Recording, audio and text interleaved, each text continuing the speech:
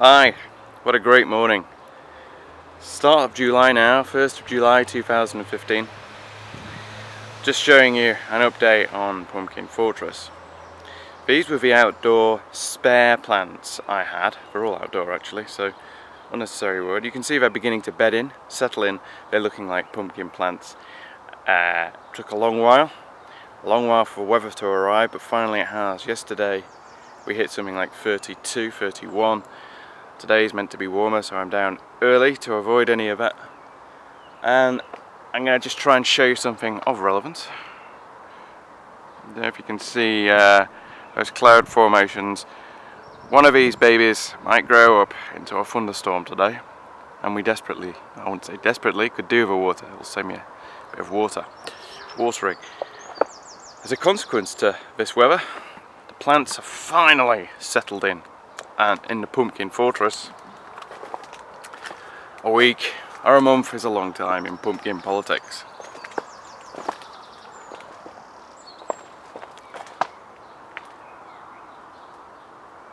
So the plants have the main vine. These are being buried. Ideally I wouldn't have walked on my soil, but I had to put the fence up.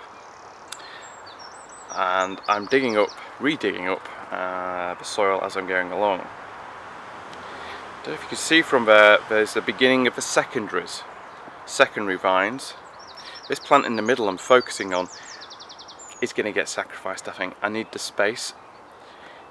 It's not even as good as the rubbish ones outside. So the secondary vines you can start to see, and off these there'll be tertiary vines which will be removed. The secondary vines as well are being buried. You can see where I've watered. I'm also beginning to feed along this line. There's secondary roots that will develop underneath the nodes where at the junction of the leaves and main stem. Burying that every few days.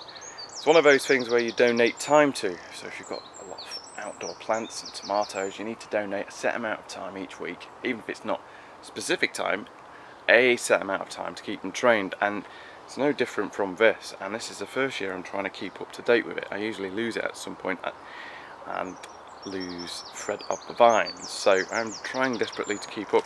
And realistically in this weather it's requiring every day. So you can see the secondaries, you can see the shape of the Christmas tree. There's other ways of training it, but I think this is the easiest way. Main vine, secondaries, and there'll be tertiaries. These will have to become trained round.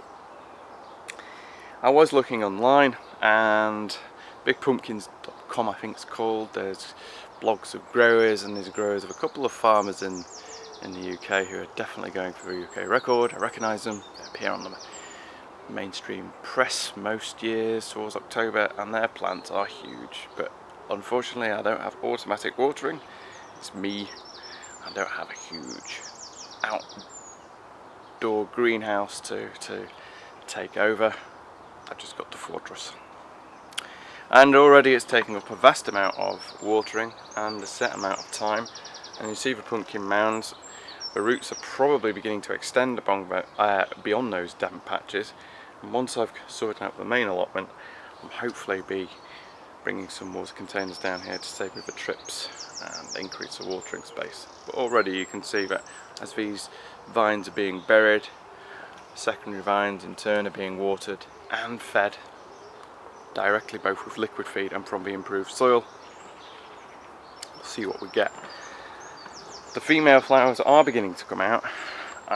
They open first thing actually, and if you come down, I don't know if I can find an unopened one. So there's a female flower that's now set, but I think that's too early and the plant's too small to support that into anything big. The male flower are, if you've never seen them, same as on a courgette. That's a male flower. You see its stem and flower. A female flower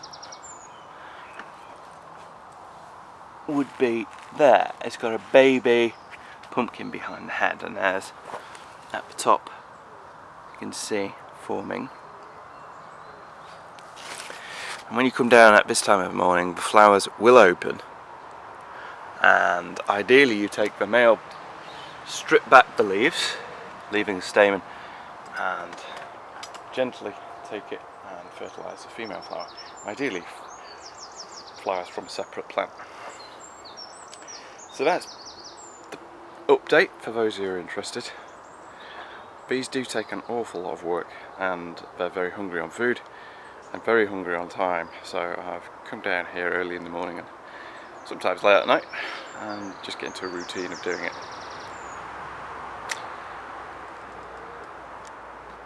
All for now.